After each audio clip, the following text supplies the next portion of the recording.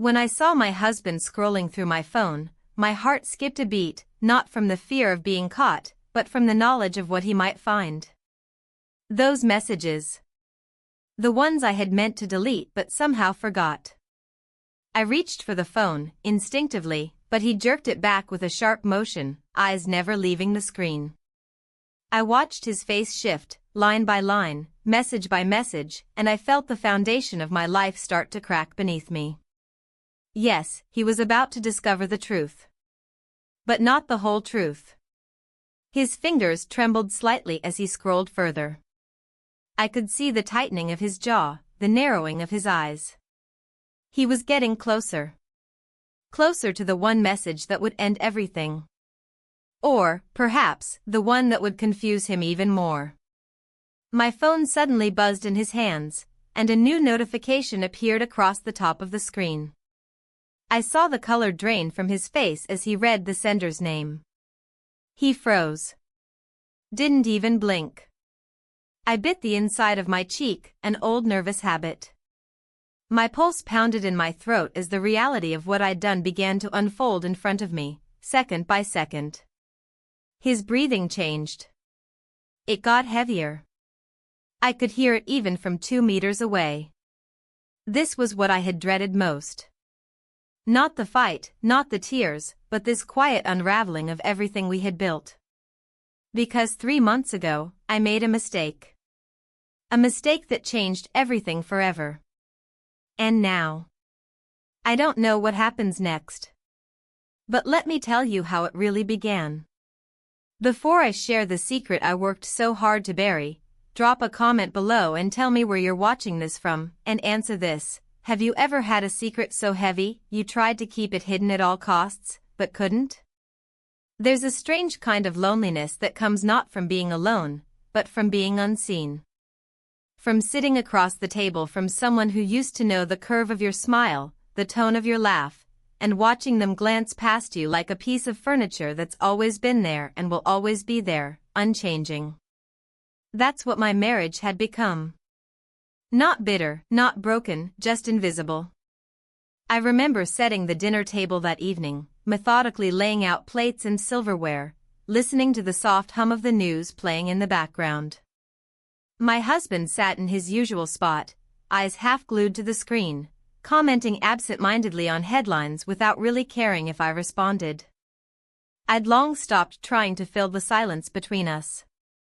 Our son was bringing a friend over. Just for dinner, he said.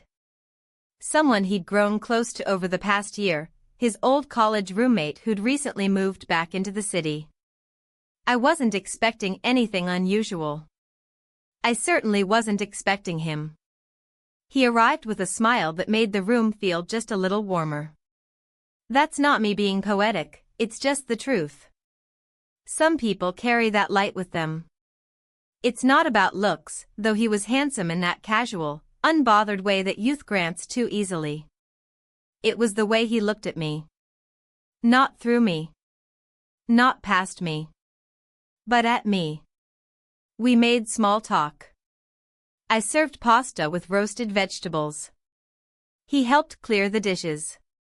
Nothing out of the ordinary. And yet, something had shifted. I felt it in the way my breath caught when he leaned across the table to hand me a glass. In the way I lingered just a beat longer than necessary when our hands brushed. That night, after they went out for drinks, I stood in the kitchen in my slippers, staring at the faint imprint of his hand on the countertop. My fingers hovered there, ghosting over the space he'd touched. Ridiculous, I told myself. Absolutely ridiculous. But the next morning, I found myself digging through the back of my closet, searching for that dress I hadn't worn in years. The one that made me feel a little less forgotten. I didn't wear it for him. Not exactly. I wore it because I needed to remember what it felt like to be seen. My husband didn't notice. He kissed me on the cheek like always, muttered something about a meeting, and left. But later that evening, when our son brought his friend back, just for a quick game and some coffee, he noticed. His eyes scanned me once, lingered, then met mine with a smile that made my stomach twist. I spent the rest of the night pretending I didn't feel anything. That I wasn't suddenly aware of the way I moved, the tilt of my head, the warmth that crept into my chest when he laughed at something I said. I was careful. Always careful. But careful doesn't erase what's already there. The days that followed passed like a slow burn. Little things. He'd ask if I needed help with groceries. He complimented my cooking. One afternoon, while our son was out, he offered to fix the loose hinge on the laundry room door. I watched him crouched down with a screwdriver, sleeves rolled up, hair falling forward, and something in me, something long buried, stirred awake. I reminded myself of the rules. The boundaries. I was a mother. A wife. A woman with a mortgage and laugh lines and responsibilities. He was a guest. A boy.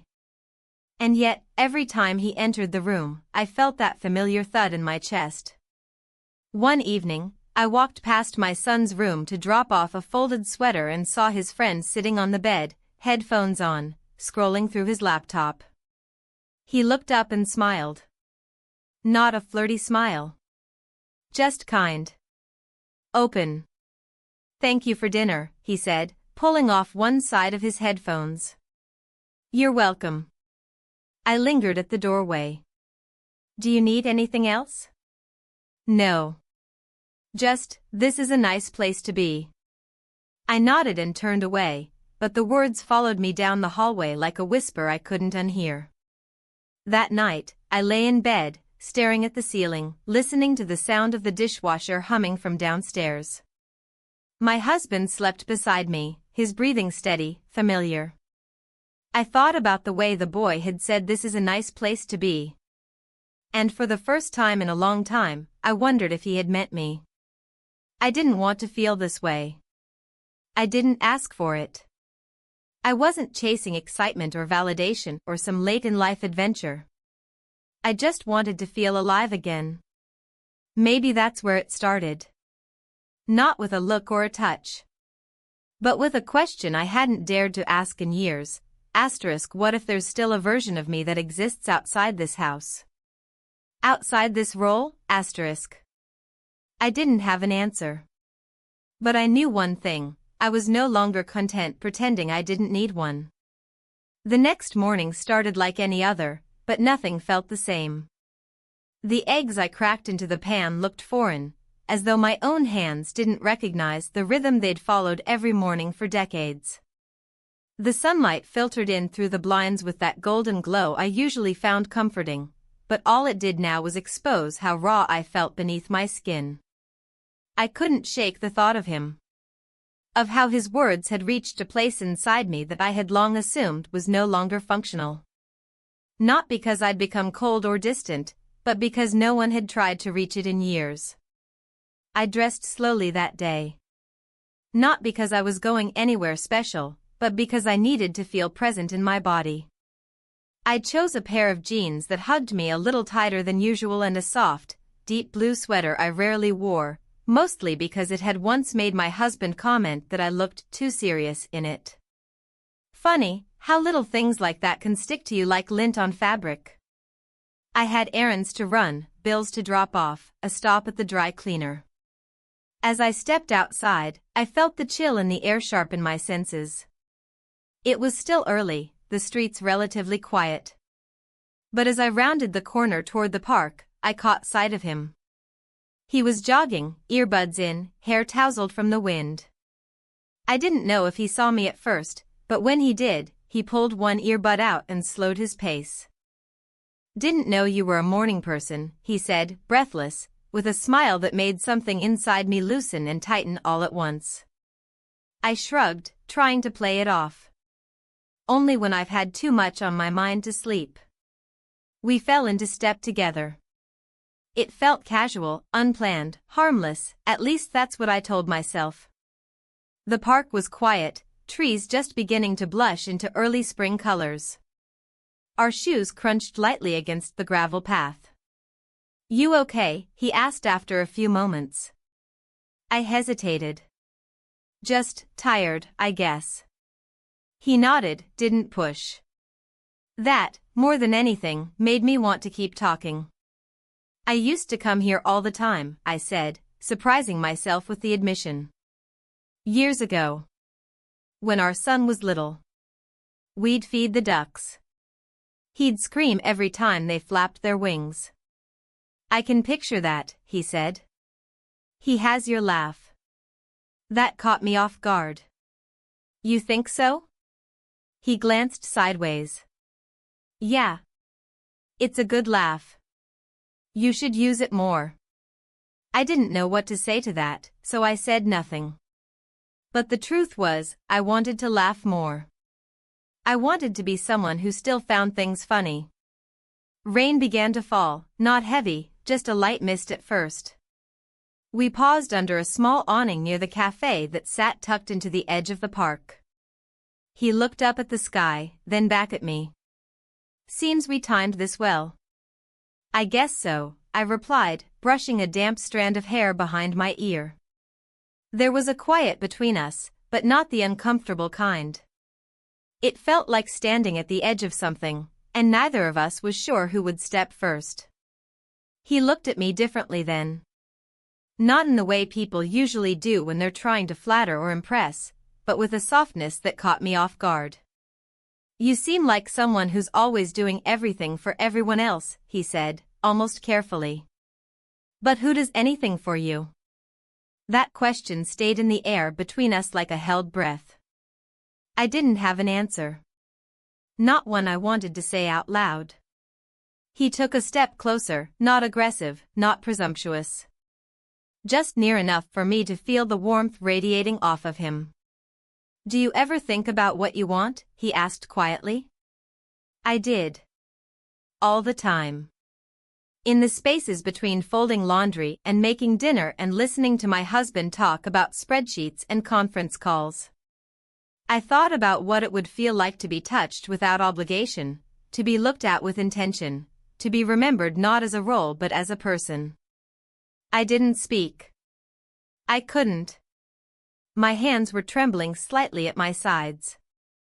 He noticed, but didn't reach for them. Instead, he leaned in slowly, giving me every opportunity to pull away. We kissed. It was brief. Gentle.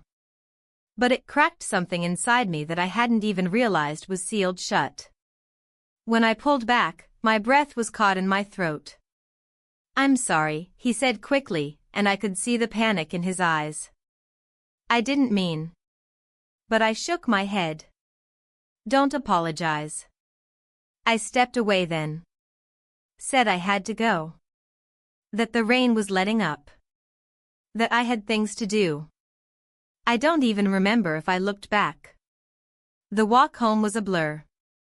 My heartbeat was loud in my ears, and my mind felt like a storm of shame, confusion, desire, and fear. What had I just done? And yet, beneath the whirlwind of guilt, there was a pulse of something else, something dangerously close to joy. I got home and changed out of my damp clothes, shoving them to the bottom of the laundry basket like they were evidence. I showered, letting the hot water scald my skin, trying to scrub away the feeling, the memory, the impulse. But it lingered. My husband came home later that evening and kissed my cheek with the same absent-mindedness as always. He asked how my day was. I said it was fine. He didn't notice the pause. The weight behind the word. I lay awake that night, staring at the ceiling again. But this time, it wasn't out of emptiness.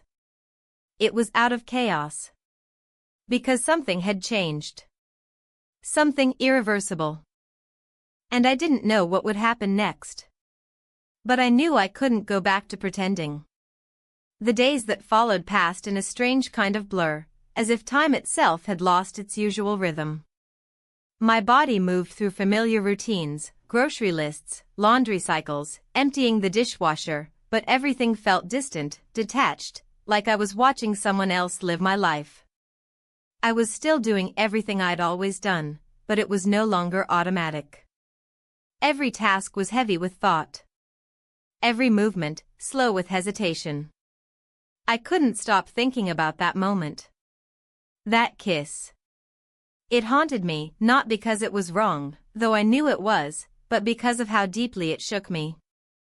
It wasn't the kiss itself that lingered. It was what it awakened. I hadn't told anyone. Not a soul. I didn't dare. I was terrified of what it meant, but even more terrified of how much I didn't regret it. That was the part one couldn't say out loud, even to myself. He didn't text. He didn't call. Not that day, not the next. Part of me was relieved. Part of me was quietly devastated. I told myself that was good, it meant he had boundaries, understood the gravity of it all.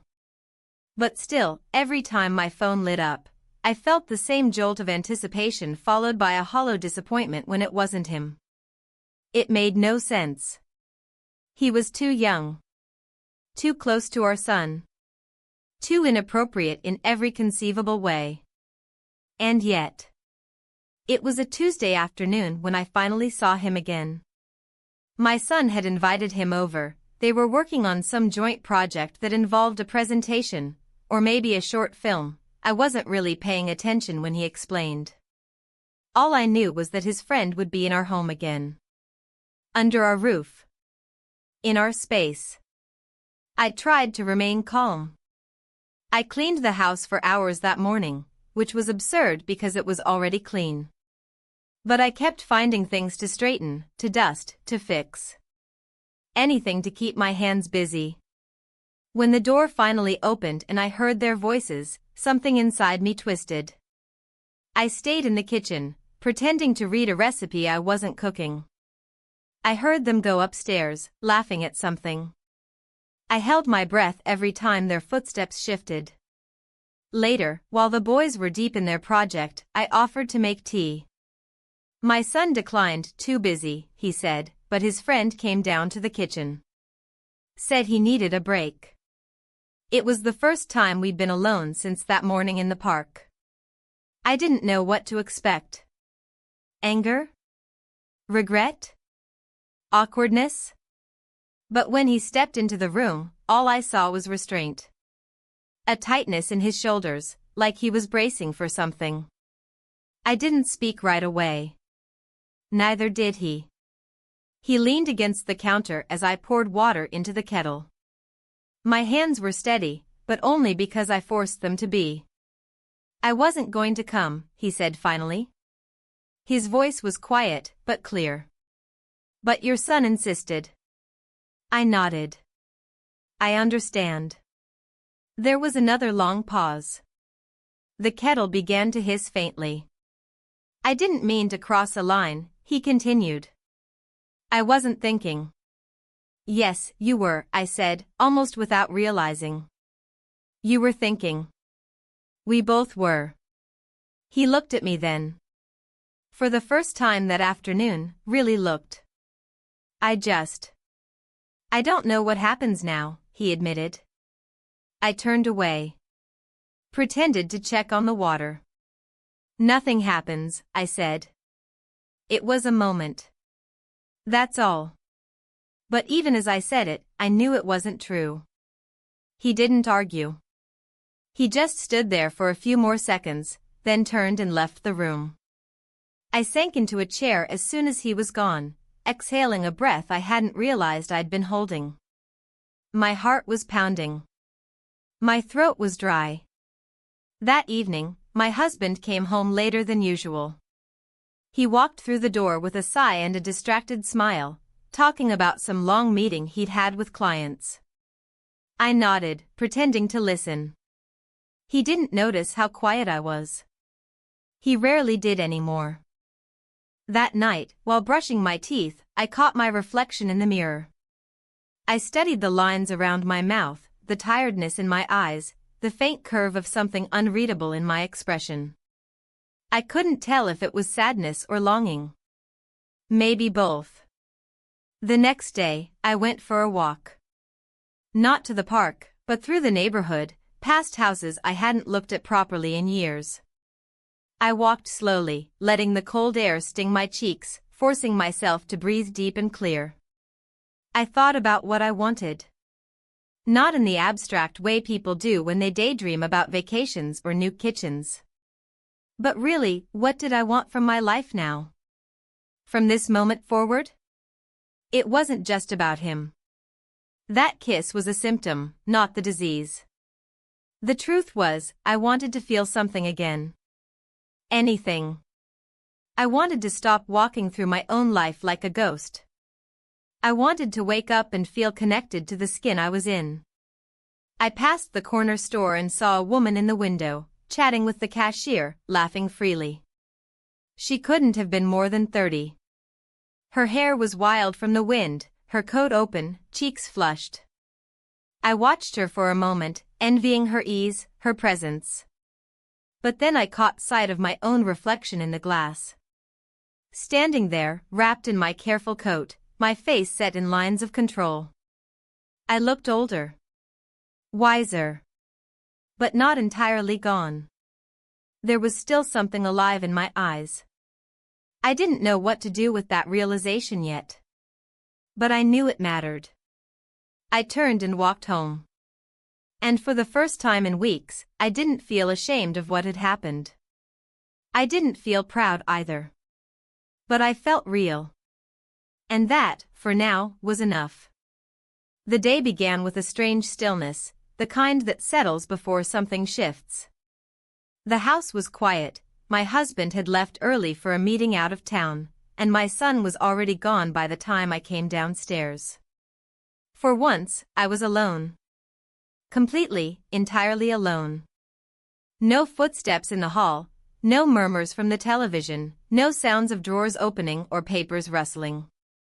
Just me, my thoughts, and the hum of the refrigerator. It should have been peaceful, but it wasn't. I walked from room to room like I was searching for something without knowing what it was.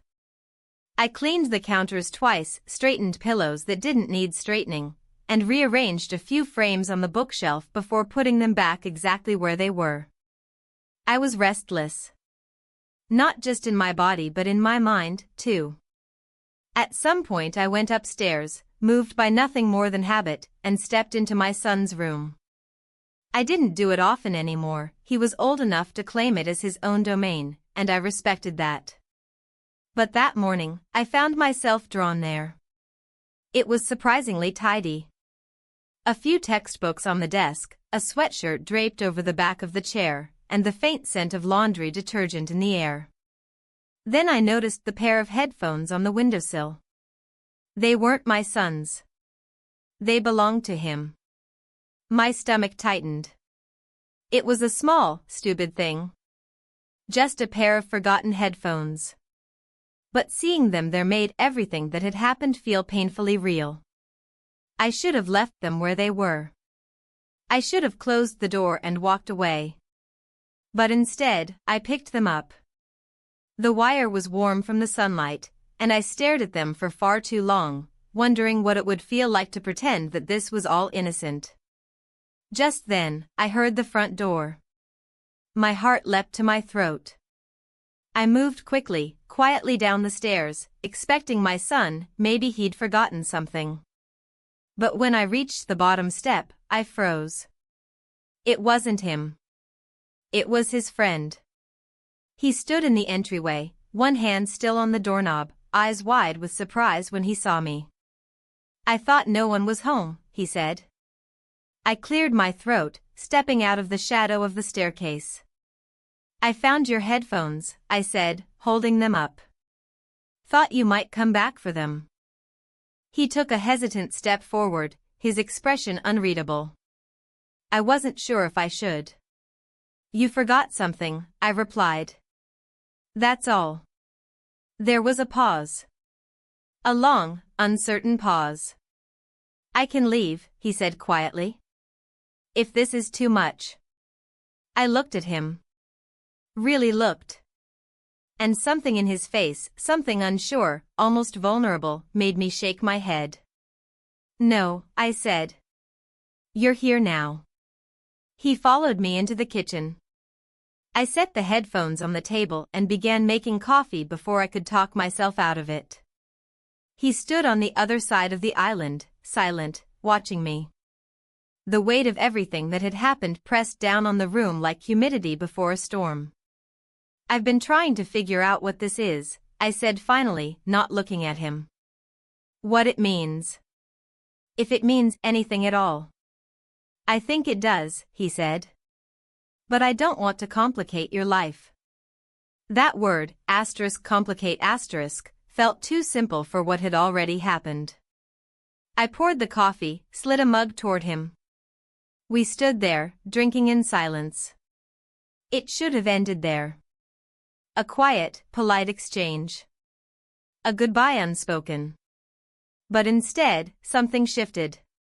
He stepped around the island slowly, like he was afraid to startle me. I didn't move. Not when he stopped in front of me.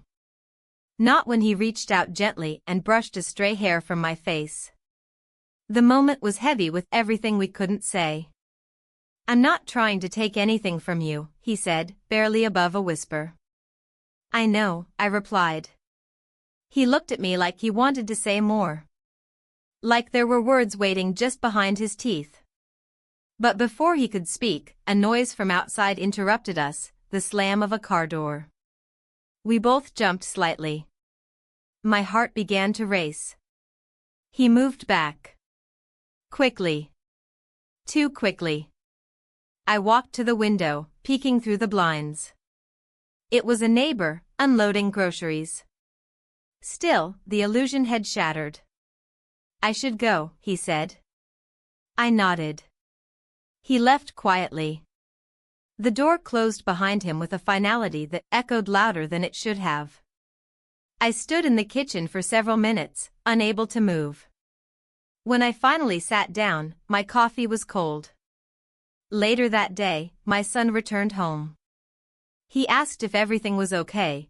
I must have looked more tired than I realized. I smiled and said I just hadn't slept well. He told me his friend might not come around as much for a while. Said he had a lot on his plate, some job opportunities coming up.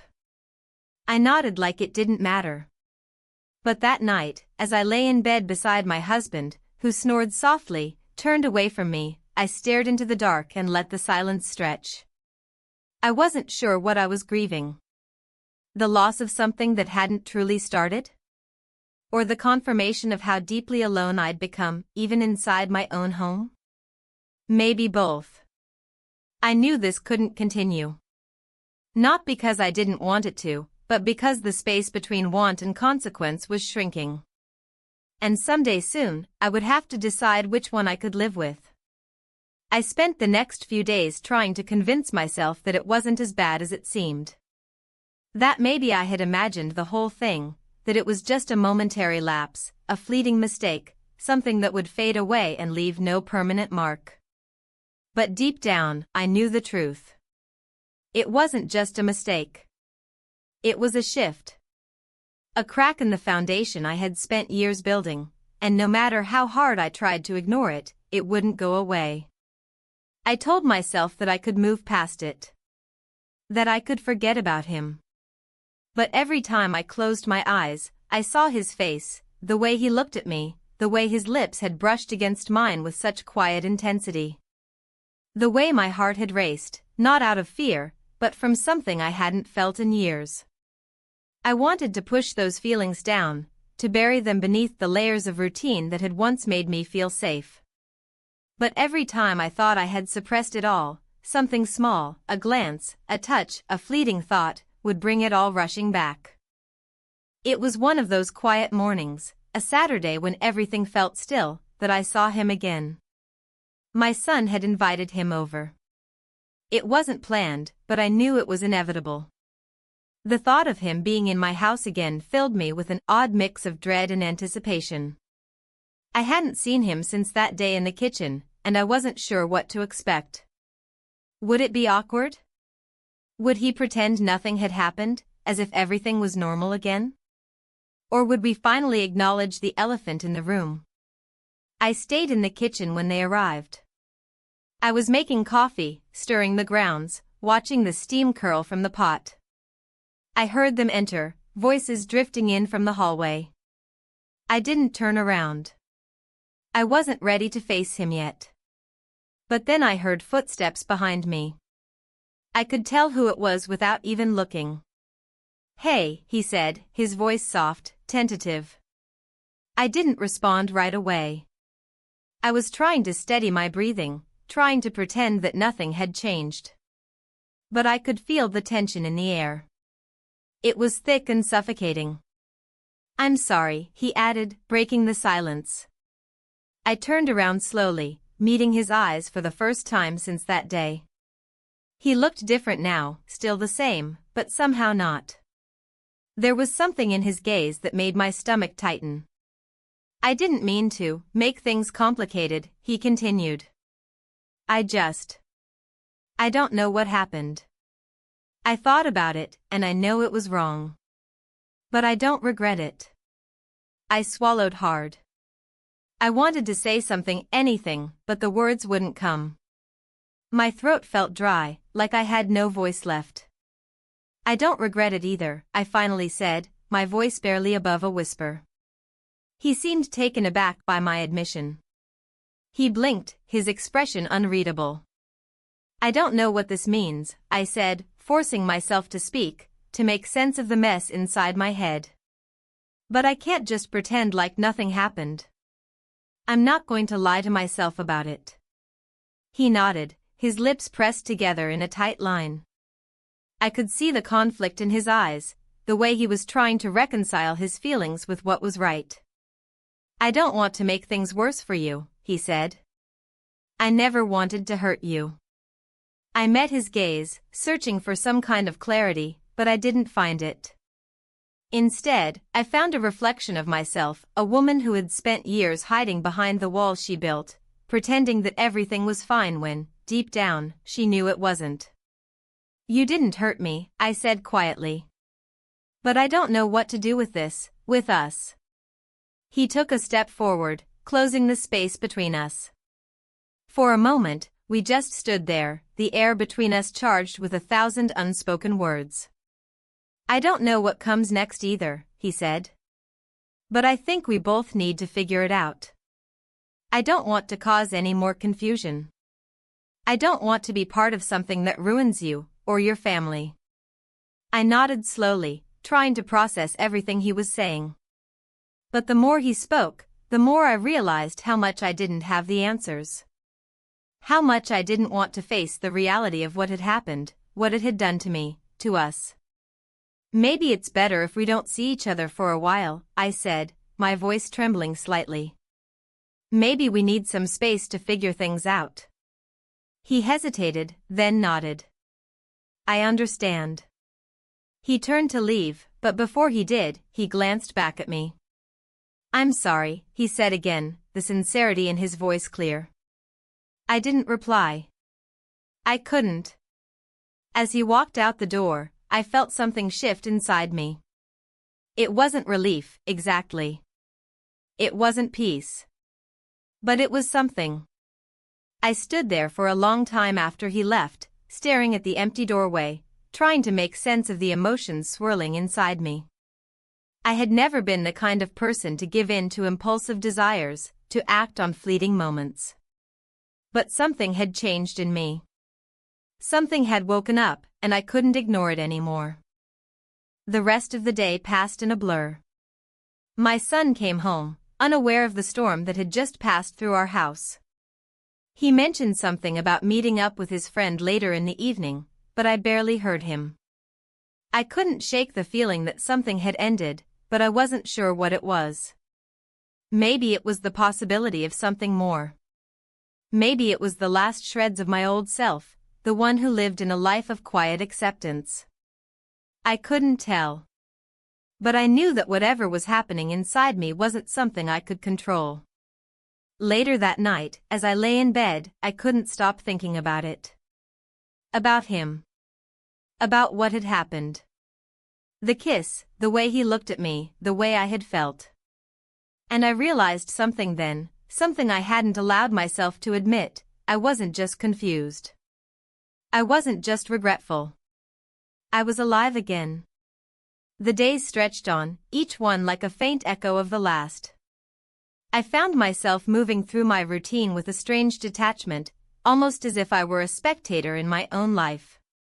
The house felt bigger somehow, more suffocating. It wasn't that I didn't still have responsibilities, there were plenty. Meals to make, laundry to fold, bills to pay. But beneath it all, there was this constant hum, this feeling that I was being watched, or perhaps that I was watching myself. My husband, of course, had no idea. He never suspected anything. He was too wrapped up in his own work, his own world. The gap between us had grown so wide, I wasn't sure where it had begun. But it didn't matter now. The damage had already been done, and it wasn't something I could undo. I told myself it didn't matter. That whatever had happened with him was a fleeting moment, an impulse I would eventually forget. But I knew that wasn't true. I saw him again a few days later. It wasn't planned. It never is it? I was in town, picking up some things for the house. The store was crowded, filled with people walking past in their own little bubbles.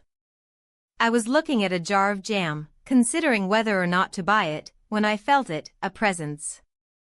That familiar weight of someone's gaze on the back of my neck. I didn't have to turn around to know who it was. He was standing just a few feet away, holding a basket with a loaf of bread in it.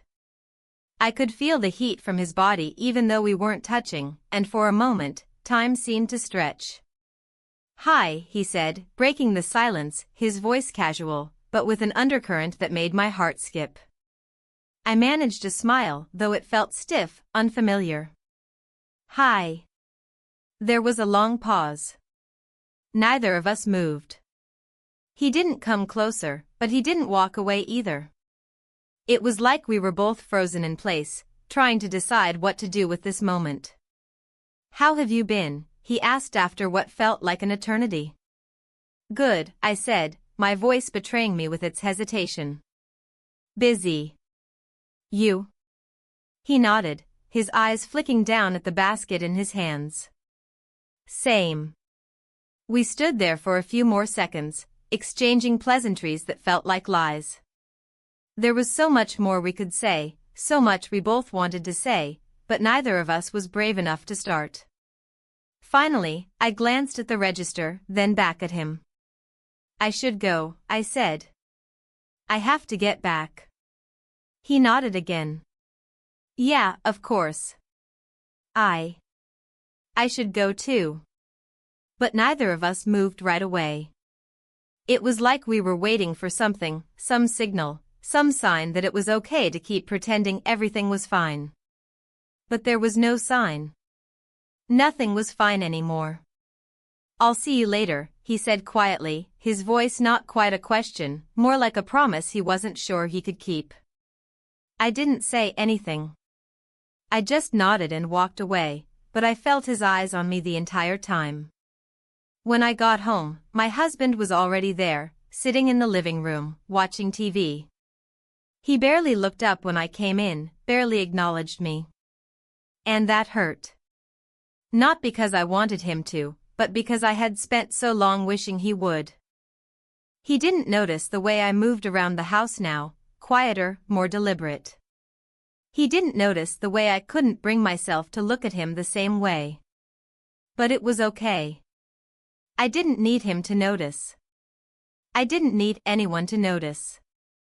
Later that evening, as I sat alone in the kitchen, the weight of everything hit me all at once. The guilt. The confusion. The longing.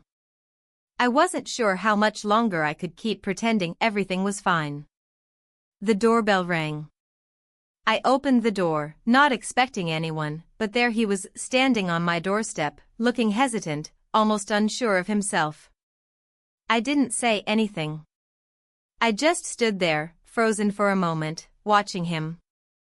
"I needed to see you," he said quietly, his voice tinged with uncertainty.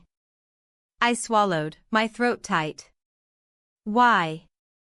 Because I can't stop thinking about you, he said, his words coming out almost in a rush, like they'd been waiting too long to escape.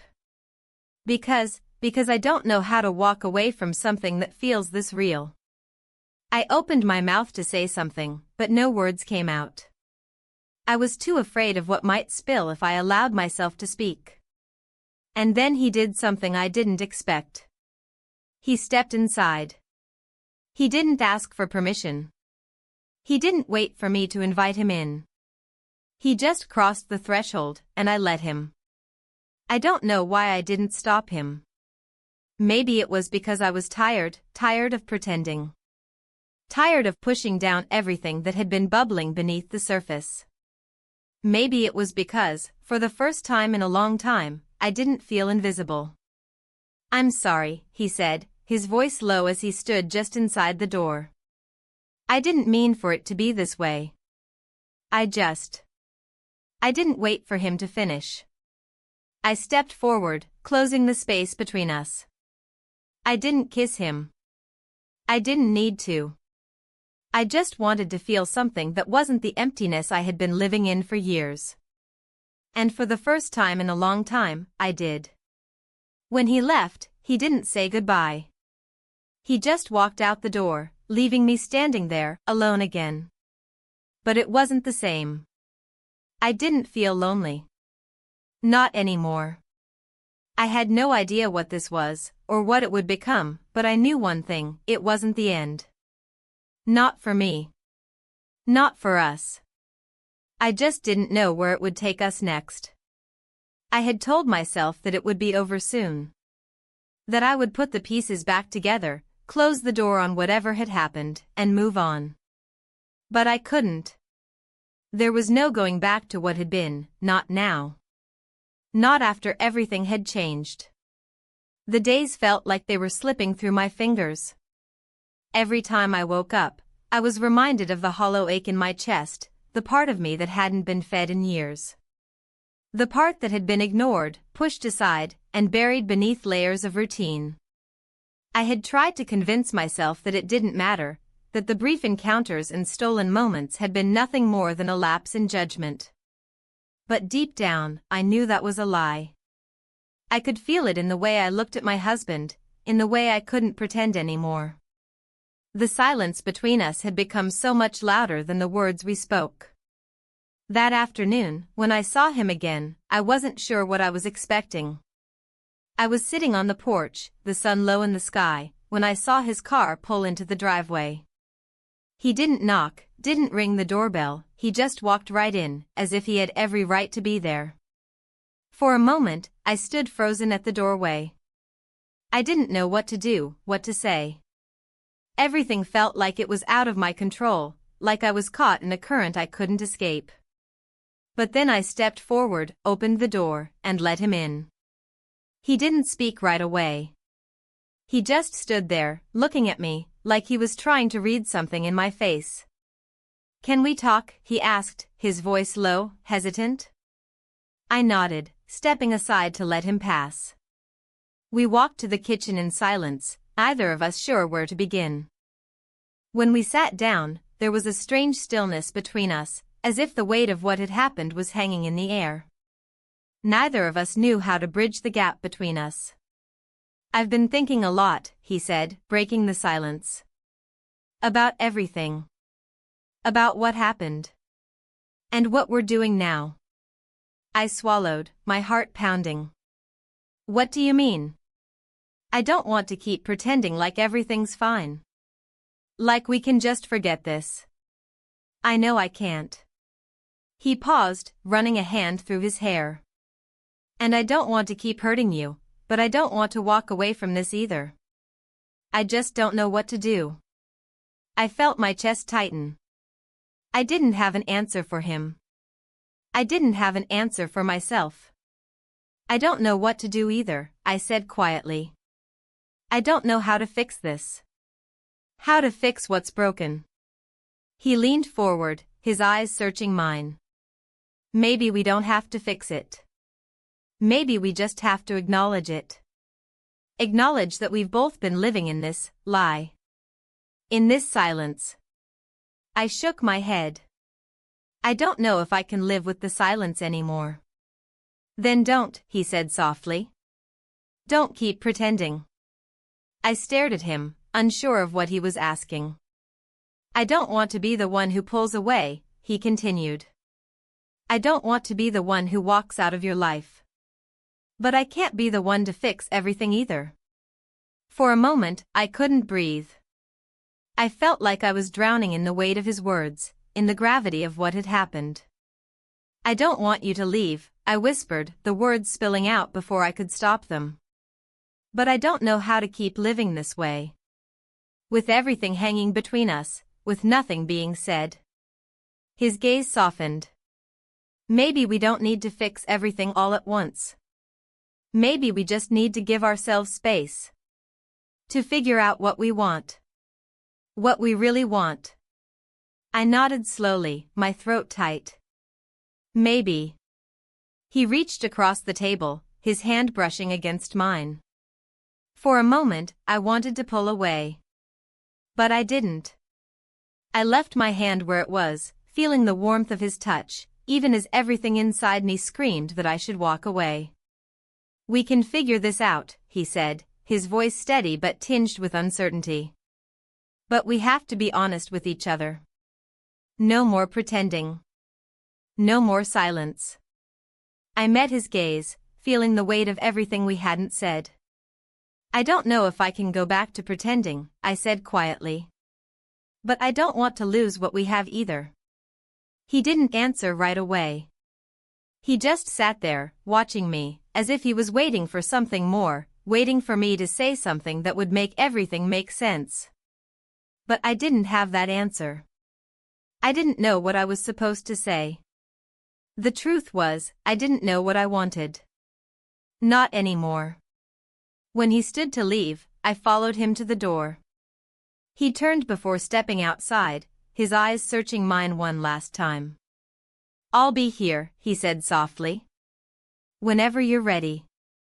And then he was gone. I stood in the doorway for a long time, watching him walk down the driveway, my heart heavy with uncertainty.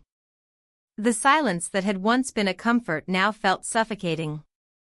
I didn't know how to fix what had happened. I didn't know if I even wanted to. But I knew one thing, I couldn't keep pretending that everything was fine. That I was fine. For the first time in years, I felt like I was standing on the edge of something new. Something I didn't understand, but something that would change me forever. And I didn't know if I was ready for it. But I knew that I had no choice but to face it. The house felt different after he left. Not empty, not cold, just quieter. As though something had been said that couldn't be unsaid, even if it had barely passed our lips. I wandered from room to room that afternoon, touching things without purpose, putting a hand on the armrest of the couch, smoothing the corner of a throw blanket, running my fingers along the edge of a photo frame. It felt like I was saying goodbye to a version of my life I had kept alive through sheer habit. When my husband returned that evening, I could tell he was tired. His shoulders were slumped, his tie loosened, and there was a tightness around his eyes that I didn't recognize, or maybe just hadn't noticed before. I watched him take off his shoes and settle into the armchair like he always did. The TV flickered to life. The same channel. The same routine. Nothing had changed for him. But everything had changed for me.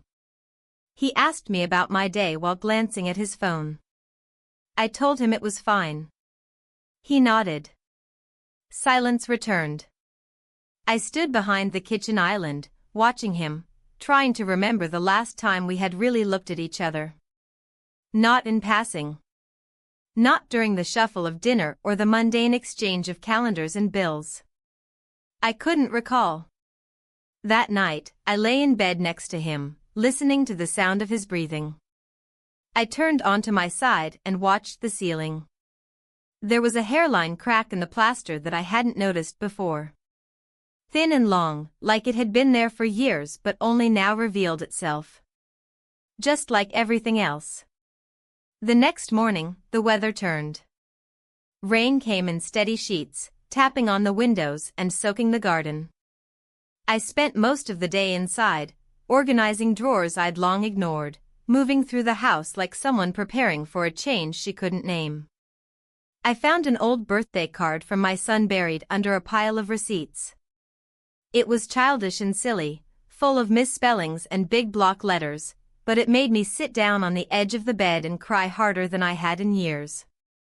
It wasn't just about the kiss. Or him. Or the lies. It was about the life I had built and the quiet, invisible ways it had begun to fall apart. And no one, not even me, had noticed until it was too late. That evening, as if the universe had been listening, my son brought him over again. Unexpected. Unannounced. "We're just going to work in my room," he said, his voice casual as they walked through the front door. "Won't be long." I barely had time to react before they disappeared upstairs. I stood frozen in the kitchen, pulse racing, hands trembling slightly as I opened a cupboard I didn't need anything from. I stood there, staring into the dark shelves, pretending I had something to do, anything to do. But then I heard his footsteps on the stairs again. Not my son's. His. "I forgot my charger," he said as he entered the kitchen, holding up the thin black cable like it mattered. We stood on opposite sides of the room, the rain still tapping against the windows. I watched the droplets race down the glass, everything blurred beyond it. I couldn't bring myself to speak. He looked at me for a long moment before placing the charger on the counter. He didn't say anything either. And then he reached into his pocket and pulled out a small, folded piece of paper. "I wrote this," he said. "I didn't know if I should give it to you. But I think maybe I have to." I took it, my hand shaking. I didn't open it. He nodded, turned, and left without another word. I waited until he was gone, until I heard the low murmur of conversation from upstairs and the quiet click of his bedroom door, before I unfolded the paper. It wasn't long. Just a few lines. But each one felt heavier than the last. "I don't know how this happened. I don't know what it means. But I know I see you. Not just the version the world sees. I see you. And I don't want to pretend I don't." I read it over and over again until the letters started to blur. My throat tightened, and I pressed the paper to my chest as if that might keep my heart from breaking. He saw me. Those words did something to me I couldn't explain. Later that night, after everyone had gone to sleep, I crept downstairs and sat at the kitchen table with a cup of tea I didn't drink. I kept the letter beside me, folded and unfolded, the creases wearing thinner with each pass. I thought about how it had started, so small, so quiet. A glance. A conversation. A look that lingered too long. And now here I was, sitting in the same house I'd lived in for years, and nothing felt like mine anymore. Not the walls. Not the silence. Not even the reflection in the window staring back at me. I couldn't sleep. I got up and paced, the floor creaking beneath me like an old memory. I didn't know what I was going to do, but I knew I couldn't keep walking the same path. Not without losing myself completely. When morning came, I told my husband I needed to go away for a couple of days. Just to clear my head. He barely looked up from his phone. "Sure," he said. "Take whatever time you need. No questions. No hesitation." I packed a small bag and left the house before anyone else woke up. I drove without a destination, just watching the road stretch out in front of me, gray and endless under the clouds. And as I drove, I thought about what I wanted, not in theory, but in truth.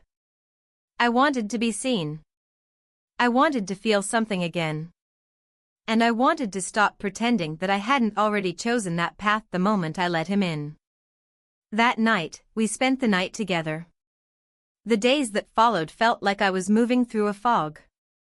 I didn't know if I was awake or dreaming anymore, or if the lines between the two had blurred beyond recognition. There was a numbness to everything. My routine felt like a performance I was forced to give, and I was growing more exhausted with each passing moment. I didn't want to pretend anymore. Not to my husband, not to my son, not to myself. I had returned to the house after spending a night alone, away from everything. But the weight of the truth had followed me back, a silent shadow that clung to me, refusing to be ignored. I told myself I'd make a decision. I'd decide whether to confront it or let it die quietly. I wasn't sure which path was more terrifying. When I walked into the house that evening, the silence was oppressive. My husband was home. He was sitting at the kitchen table, his laptop open, papers scattered around him. He didn't look up when I walked in, didn't greet me with his usual absent smile or nod. It was as if he had been waiting for this moment, for me to come back, to speak. I stopped in the doorway, my body frozen in place. It wasn't a fear of confrontation. It was something deeper, something more instinctual. What had I become? The thought clawed at me.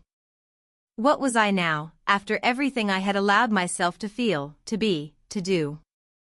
"Have you been out all day?" he asked, his voice calm but tinged with something I couldn't place. It wasn't concern. It wasn't anger. It was just there. Like something unspoken hung between us.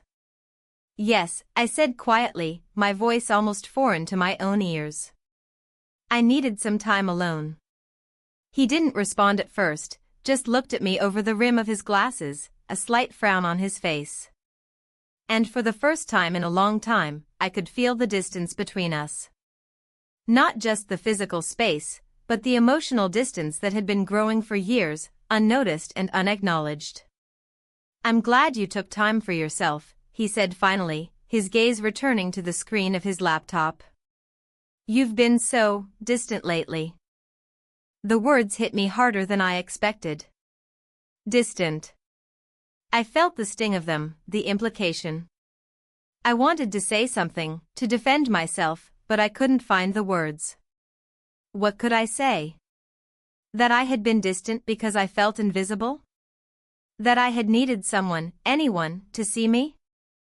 "I've just been thinking," I said, my voice tight. "Thinking about everything. About us." He glanced up at me, a flicker of surprise crossing his face before he quickly masked it. "What about us?" I walked toward the table, the air between us thick with words we hadn't said yet, with things I hadn't admitted to myself. I sat down across from him, folding my hands in front of me, trying to steady my racing heart. "I don't know how much longer we can keep pretending," I said softly. "I don't know how much longer I can pretend that everything's fine when it isn't." His eyes narrowed slightly, a small shift of tension in his posture. "What do you mean?" The question hung in the air, like a balloon that had been inflated too much, ready to pop. I could feel it in the pit of my stomach, the reality of what I was about to say, what I had to say. I had spent too long avoiding it. "I'm not the same person I was when we got married," I said, the words tumbling out in a rush. "I've changed. I've felt invisible for so long. I've been living a life that wasn't mine. And I don't know how to go back to it." He stared at me for a long moment, the silence between us stretching uncomfortably. I could feel his eyes boring into me, searching for something I couldn't give him. "Is this about him?" he asked finally, his voice barely above a whisper. The question was sharp, cutting through the fog of confusion that had clouded my mind for days. I felt my throat tighten. He didn't have to say the name. I knew who he was talking about. "I don't know," I replied, my voice hoarse. Maybe it started with him, but it's not just about that. It's about me. About what I've been ignoring, what I've been burying for years. I don't feel like I'm part of this anymore. Part of us. The words seemed to settle in the air between us, heavy and suffocating. His expression softened, but only slightly, and I could see the hurt creeping into his eyes. He didn't understand. He couldn't understand. How could he? I'm not asking for an answer, I continued, my voice faltering. I'm not asking for you to fix this. I just need to tell you the truth. I can't keep hiding from it. He sat back in his chair, his hands gripping the edge of the table. He looked exhausted, as though every word I had said had drained him. I wanted to apologize, to take it all back, but I couldn't. The truth had been spoken, and I couldn't unspeak it. For a moment, neither of us said anything. The air between us felt suffocating, heavy with everything we hadn't said. Everything we had avoided. Finally, he stood up, his movements slow, deliberate. He didn't look at me as he walked toward the door, his footsteps heavy against the floor. I need some time to think, he said, his voice distant. I don't know what to say to all of this. I nodded, unable to find my voice. He opened the door, and I heard it close behind him softly. The silence that followed was like a physical weight, pressing down on me. I stayed at the table for what felt like hours, my mind racing, my thoughts a whirlwind. I didn't know what to do. I didn't know what I was supposed to feel. All I knew was that the path I had been walking had split, and I had no idea which way to go. In the stillness of the house, I felt the weight of the decision that was ahead of me. There was no easy choice, no simple solution. There was only the truth, brutal, raw, and unflinching. And I knew I couldn't turn back. Not anymore. The sound of rain against the windows seemed to echo the turmoil in my chest, the uncertainty that had taken root deep inside me. What now? What came next? I didn't know. But I knew I would have to find out. The days after that conversation were filled with a kind of limbo, the kind where nothing seems real, where the future is too uncertain to imagine and the present is too heavy to endure. I walked around the house, numb, my hands moving through the motions of daily life but my mind elsewhere, far away. The silence between my husband and me had grown, like an invisible wall that neither of us knew how to tear down. He still came home every night, still kissed me goodnight without a second thought, but I could feel the distance in the way he touched me, in the way we spoke. It was as though we were two strangers trying to play the roles of a married couple, each of us afraid to address the elephant in the room. I didn't know how much longer I could pretend that everything was fine, or if I even wanted to. I spent the evenings alone, walking around the house, trying to find something to do that would keep my mind occupied. My thoughts were a constant whirlpool, spinning around the same questions, the same uncertainties. What was I really looking for? Was it a way out? A way back? Or had I already crossed a line I could never return from? The next weekend, I drove into town on impulse. I had no real plan in mind. I just needed to get out, to feel the world outside the walls of our home. The weather was cold, the kind of chill that cuts through layers of clothing and sits in your bones. The streets were quiet, most people huddled indoors, but I didn't mind. I walked into a bookstore, wandered through the aisles, looking for something, anything, to take my mind off the chaos that had started to overwhelm me. As I ran my fingers along the spines of books, I felt a tap on my shoulder. It was him. He stood there, a hesitant smile on his face, like he wasn't sure if it was okay to speak, to be here, but not knowing where else to go. His presence felt like both a relief and a burden, a reminder of everything I had been trying to ignore. "Fancy seeing you here," he said, his voice light, though I could see the tension in his posture. I smiled, a smile that didn't quite reach my eyes. "I didn't expect to see you either." We stood there in the aisle, surrounded by shelves of books, as if it were the most natural thing in the world. The quiet between us was different now, charged with the knowledge of what had passed between us, of everything left unsaid. I'm sorry, he said after a beat, his voice low. For showing up like this. I shook my head. No, it's fine. I didn't know what to say. I didn't want to make excuses. I didn't want to pretend like everything was okay when it wasn't. We stood there for a long moment, the words we both wanted to say hanging in the air, unsaid. I didn't know if it was the right thing to do, to talk to him, to let this thing between us continue.